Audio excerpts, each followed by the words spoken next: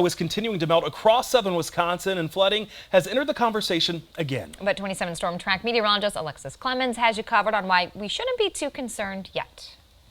Well, at last check, the snow depth at the Dane County Regional Airport in Madison is about 5 inches now, and it's even lower than that near Janesville. At one point this month, the snow depth was over a foot across most of southern Wisconsin.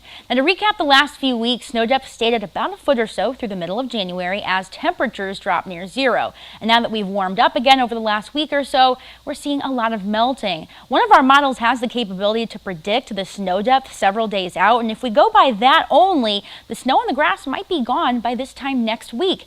It's also important to note that this does not include those large snow mounds and parking lots and such, so that's going to take much longer to melt.